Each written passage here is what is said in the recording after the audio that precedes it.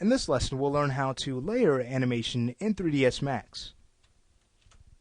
To give you an idea of the significance of animation layers, before animation layers, if we needed to go in and add any offsets, any changes to our animation, we'd possibly need to delete keyframes, add new ones, and that process can take a lot of time, especially if we're working with more complex motion. Now, with animation layers, we'd basically be given an entirely new track to work with and add those offsets to without interfering with our original animation. And once we're satisfied with those changes, we can then merge that animation layer back into our original animation. So let's go ahead and understand how this all works. We're basically going to work on adding a noise controller to this animation. So first things first, we can right click on our main toolbar and access the animation layers this way. Now we cannot enable the animation layers yet until we select the object to apply it to. When we choose this, now we're given certain settings we can use to basically tell Max what we'd like to layer. And in this case, we're just going to be working with rotation. So I'll go ahead and choose OK. And there we have it. So what it has created for us is a base layer, and this just holds our original animation. It's not a new layer at all. And in this case, it's just holding our rotation. Now, to create an entirely new layer, what we can do is use this button here. So with our ship selected, we'll go ahead and choose Create New Layer. We'll give this a name, call it Noise. And we can either duplicate our active controller type or create an entirely new controller type. I usually like to use the first choice, so we could just go ahead and choose OK. Alright, so there we have it. Now, if we were to look at the top underneath our Assign Controllers rollout, let's see what this does. First off, we'll see that our controller has been converted to a rotation controller. And if we go ahead and open this up, we'll see that we now have a new controller we can work with. And to see this clearly, we can go to our Track View Curve Editor. So notice, here is our original animation. And underneath we see our new tracks we can work with and experiment with. And then what's nice is that we even can adjust the weights of those layers, okay, by selecting them, making them active, and modifying it from here. Similar to creating a new list controller, only again with these layers we'll be able to merge them down into our original animation. So let's say we add a little bit of noise to add some instability to the flight pattern of this ship. So what we can do is go to that noise layer, go and bring this up, we'll select that, assign a new layer, and make it a noise rotation.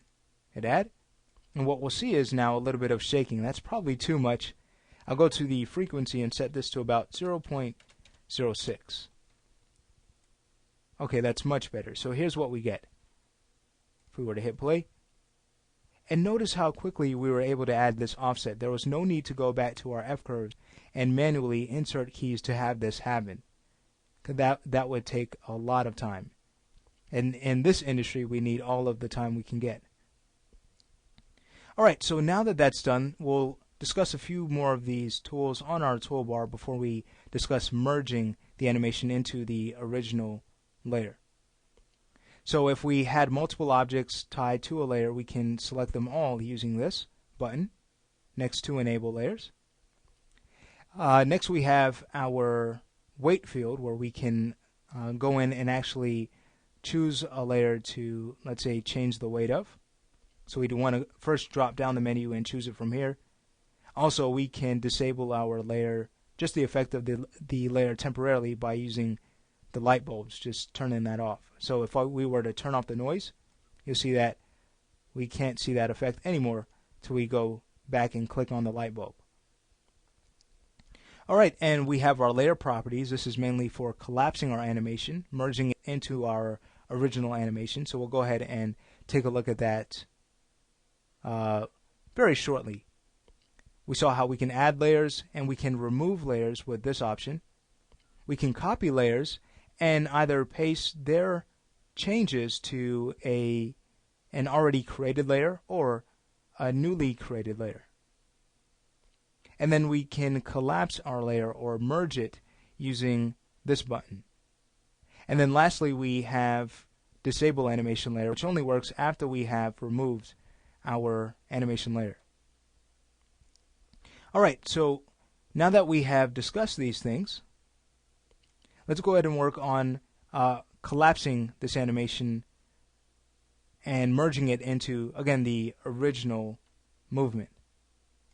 So we'll go to our layer properties, and what we see first basically will allow us to either convert our position list to Bezier or smooth interpolation, and then we can convert our rotation to Euler, or underneath we can convert our position list to linear interpolation and the rotation to TCB, which is basically using a different type of rotation. It's using quaternion. Quaternion is nice for avoiding gimbal flipping, but what's not so nice about it is that we can't really go back to our curve editor and modify our tangent handles using this. Instead, we'd need to use our TCB properties, or tension, continuity, and bias properties. And if you're not too familiar with that, it would take some getting used to. Now, if you are familiar with Max, if you have been with it for a while, this is actually what it used before Euler became the default. And then we have default, which is basically going to take the information from our original controller. So we'll go ahead and use default. Next, we can either collapse down to our animation range using current or determine a range. And I'll go ahead and just use current. We can use this option to actually make or merge our keys into our original animation. So we'll want to leave that checked on. And we can mute our layers, which would basically just show us the effect of the active layer with this turned on. So I'm going to actually leave that checked off and press OK. And what we'll see now is when we go ahead and choose collapse, we're only left with our base layer. And also notice this. If we were to hit play, notice we have kept the effects that the noise controller has made. So that's a look at working with animation layers. And what you can now do from here is basically disable your animation layer if you like. And again, you're going to be left with those changes. And also notice everything gets converted back. So if we were to look at our curve editor once again, we'll see that we'll see several keyframes. Okay, first off, in our rotation, because we have gone ahead and essentially merged, again, all of those changes in. So again, that's a quick look at working with animation layers to really save us time in the animation process for adding changes or any offsets we may need to very quickly.